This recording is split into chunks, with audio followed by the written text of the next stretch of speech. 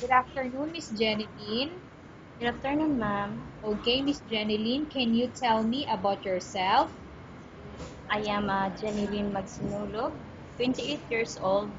I live in Poroxais, Nobili, Rosario, Agusan del Sur, and I have two kids, boys and girls. Okay, I have few questions for you to answer, so let's start.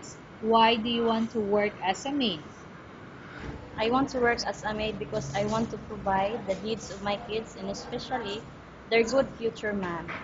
Why you choose Malaysia when there is a lot of other countries? I choose Malaysia because it's near in my country and the higher salary also, ma'am. Okay. How are you qualified for this job? I am very qualified, ma'am. It's because I am a hardworking, trustworthy, and honest person, ma'am. And especially, I have a work experience also in the other country, more than 3 years, ma'am. Okay. May I know what is your education level is? My education level is I am a graduate college, Okay. 2 years computer technology, ma'am. What is your recent working experience? My recent work experience in Kuwait, ma'am. Okay. Have you worked abroad before? Yes, ma'am. In Kuwait, more than 3 years, ma'am. Okay, so may I know what is your position when you work in Kuwait? Yeah, I will do cleaning first, washing, ironing, cooking, and take care of the babies. Okay, so you mean you work there as a domestic helper Yes, yes, ma'am. and a babysitter or a nanny? Yes, ma'am. Okay, do you have experience of taking care of baby? Yes, ma'am. And whose baby you are taking care of? The babies of Mr. and Mrs. Jasim Al Naji, ma'am. Okay, so your employer's baby. Yes, ma'am. Okay, how about elder or older people? Do you have the experience that you take care? I don't have any experience to take care of the elderly person, ma'am, but I'm willing to do and to take care of them. Okay, do you have any other special skills?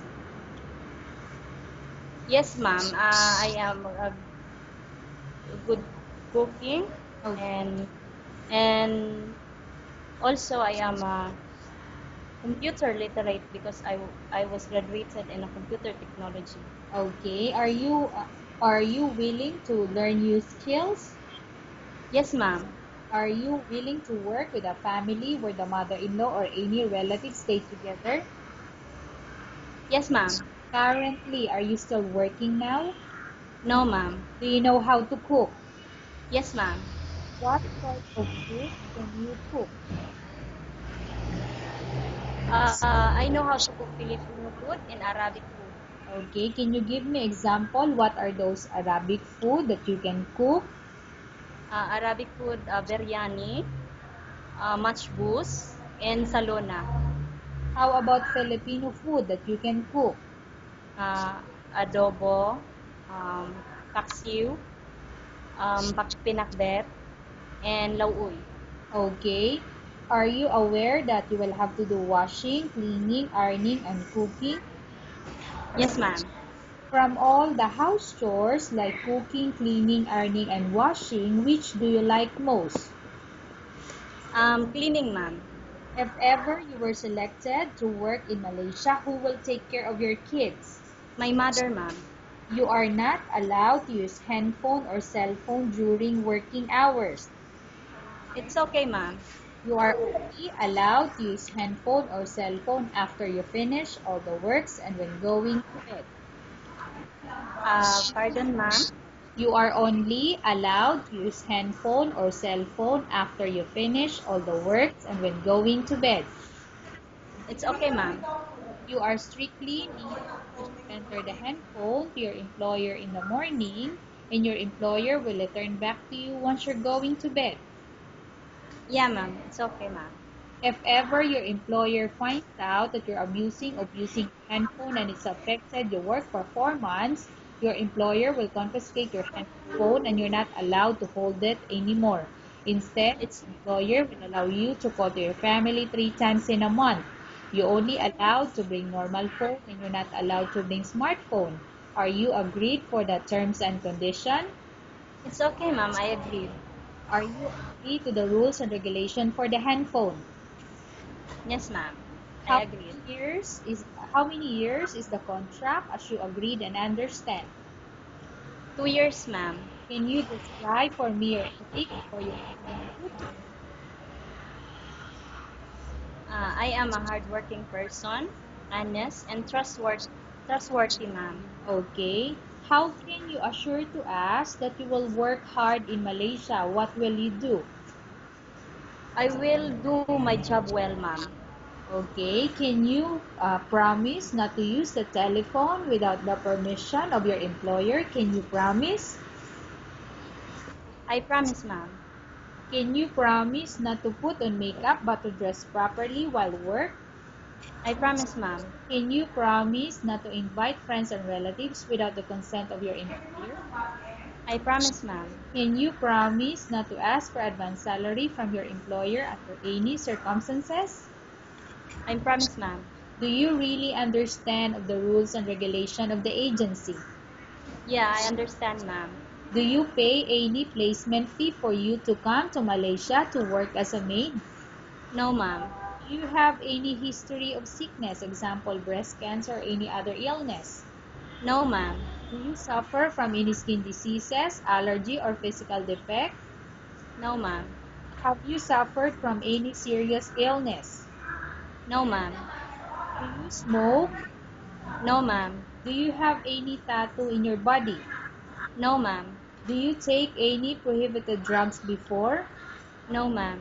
Have you undergone any operation or surgery? No, ma'am. Are you medically fit? Are you fit to work? Yes, ma'am. Are you in any medication? No, ma'am. Are you allergic with any food? No, ma'am. Are you prepared to work for the employer of any race? Yes, ma'am. I prepare. Are you prepared to eat the type of food taken or given by your employer? Yes, ma'am. Are you afraid of being left alone in the house? No, ma'am. Are you afraid of dogs or other pets? No, ma'am. Can you promise to work according to instructions of your employer? I promise, ma'am. Okay. Do you have any immediate family working in Malaysia? No, ma'am. Okay, Miss Jeneline, we have finished our question section. Let's go to case study. I have a case study for you and I want you to answer me truthfully. Upon arrival in Malaysia within 6 months, if ever any of your family members pass away, what will you do? Will you continue to work till finish your contract or you will go back? I will continue to work until I finish my contract, ma'am. Okay, tell us about yourself and why do you want to work in Malaysia as domestic helper? Yeah. Um, I am a trustworthy, hardworking, honest person, ma'am. I would like to work in Malaysia because I want to provide the needs of my family, especially of my kids. Okay, Ma'am. Miss Jeneline, what do you want to tell to your employer who's watching your video? Ma'am, sir, if you choose me as your household worker, I will promise that I would trustworthy and hardworking to you and to your family, and especially of your kids. I will love your kids as I love my kids too. Okay, thank you very much, Miss Jeneline. We will update your agency if there's any selection made by the employer. Thank you also, ma'am. Okay.